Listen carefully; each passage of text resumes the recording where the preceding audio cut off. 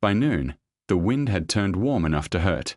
It swept across the open fields of Yakima County, lifting pale dust from the tractor lanes and carrying it through the Parker family's vegetable farm. Young pepper leaves twisted backward. Thin tomato stems strained against their ties. Every exposed plant leaned in the same direction. Mark Parker moved quickly between the rows, checking stakes and pressing loose soil back around the roots. The irrigation lines were running, but the surface dried almost as soon as the water reached it. Near the center of the field stood several crooked walls made from old wooden fruit crates. They were no taller than Ellie Parker's shoulders. Their faded boards carried dents, old nail holes, and stains left by years of apples and cherries. Wide gaps remained between the slats, allowing light and air to pass through. Behind those walls, the plants were still moving, but they were not being beaten flat. 12-year-old Ellie stood beside the weakest section, holding a length of rope as the top crate began rocking under a hard gust.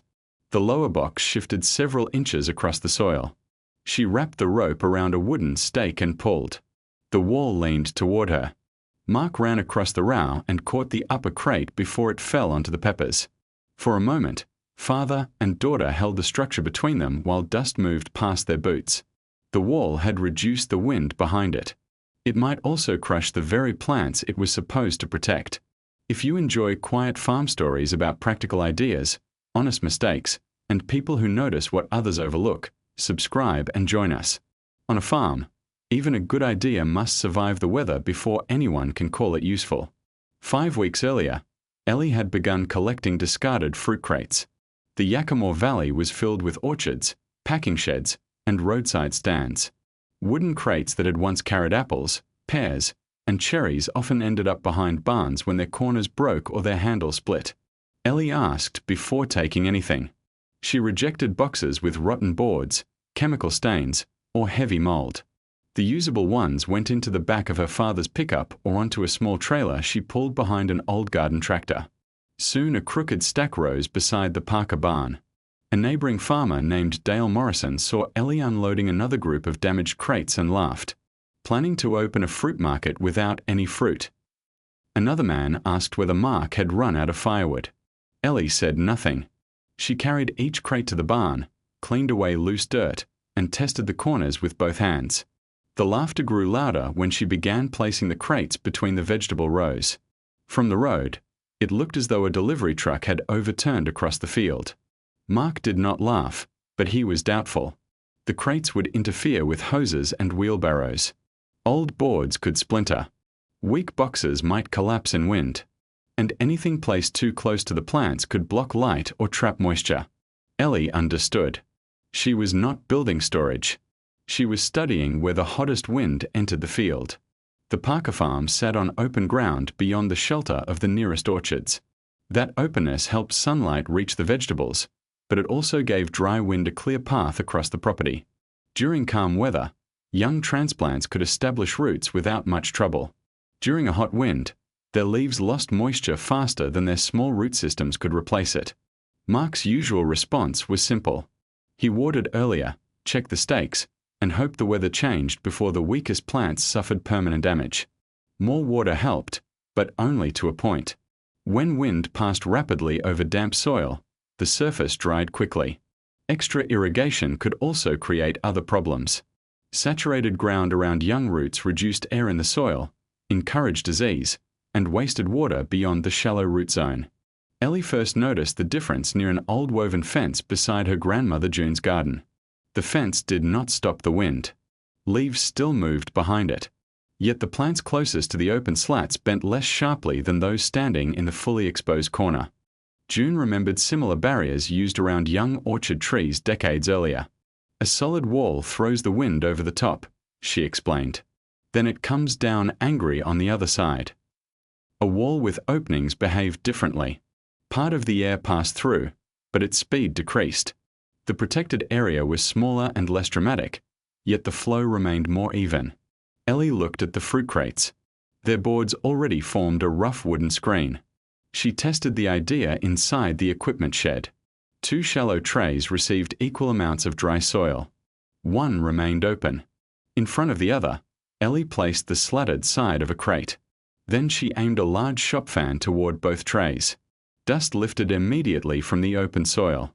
Behind the wooden slats, particles still moved, but fewer reached the far edge. The air had not disappeared. It had lost part of its force. Mark agreed to let her use one small section of the vegetable field. Ellie chose several rows of recently transplanted peppers and tomatoes. She left a neighboring row completely exposed as a comparison. Before building anything, she spent several afternoons watching ribbons tied to fence posts. The strongest hot wind usually entered from the same side of the property. She positioned the first crate walls across that direction rather than along the crop rows. The boxes were not filled. That surprised Mark. He assumed straw would make a better barrier, but Ellie wanted the openings to remain. A solid stack could produce stronger turbulence behind it and place more pressure on the weak wooden frames. She also measured the distance from the walls to the plants. Too far away, and the protection would fade before reaching the row. Too close, and the crates could shade the leaves or fall onto them. Ellie did not know the perfect distance. That was why the first section was an experiment. Ellie's first wall failed on an ordinary windy afternoon. She had stacked the crates too high because the taller barrier looked more effective.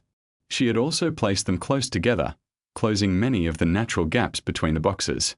The lower crates rested directly on loose soil. When the wind strengthened, the upper section began swaying. One crate slid sideways and dropped into the pathway. Another struck a wooden stake and split along one corner.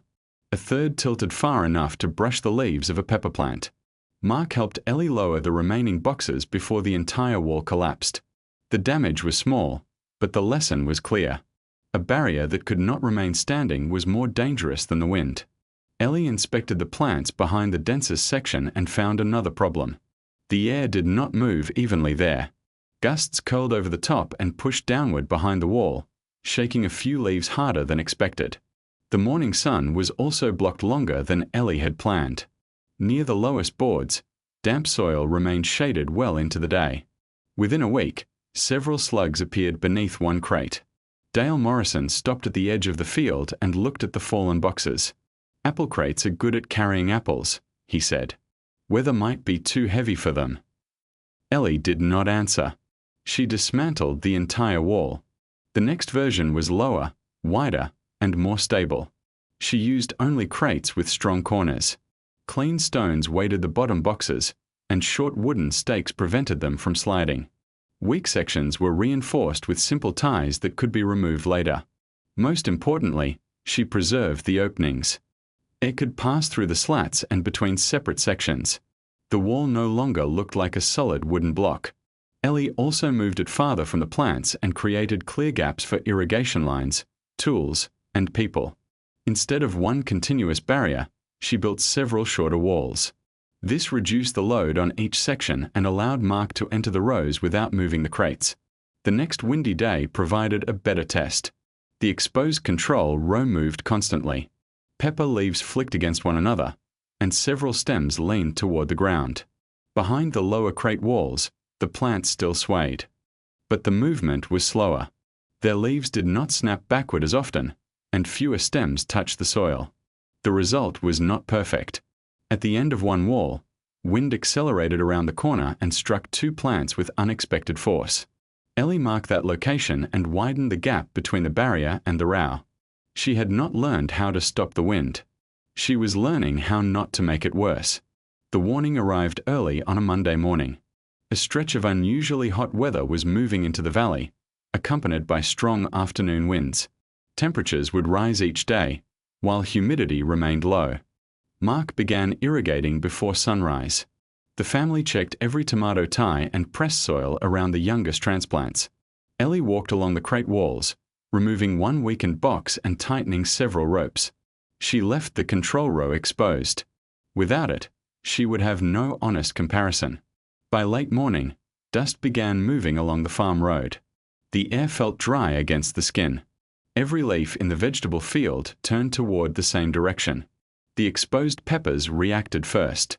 Their leaves curled inward. Several plants leaned against their supports, and one narrow stem bent near the soil line.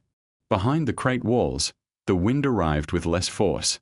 The boards hummed and rattled. Air passed through the gaps, but the pepper leaves did not whip as violently.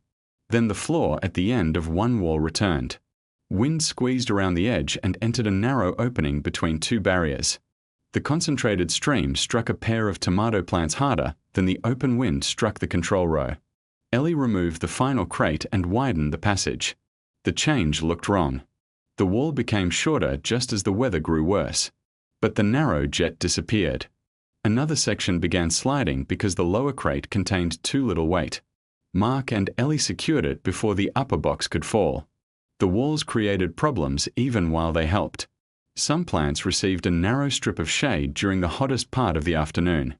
That reduced direct exposure for a short period. Other plants near an improperly positioned section lost too much morning light. Ellie made notes but did not rebuild everything during the heat. Constant changes could damage roots and create new failures. By sunset, the control plants appeared more severely wilted. Several leaves remained folded even after the temperature dropped. Most plants behind the correctly positioned walls recovered more quickly. The next afternoon was hotter. One pepper plant behind a crate wall still collapsed because its roots had been damaged during transplanting. Another was struck when a loose board broke from an old box. The barriers were not saving every plant. They were reducing one kind of stress while introducing smaller risks of their own. For several days, the same pattern repeated. The exposed row bent farther and dried faster. The protected rows still required irrigation, staking, and attention, but the wind reached them with less violence. The walls were working only where Ellie had learned to leave enough space. When cooler weather finally returned, Ellie compared the rows. Several plants in the exposed section had torn leaves.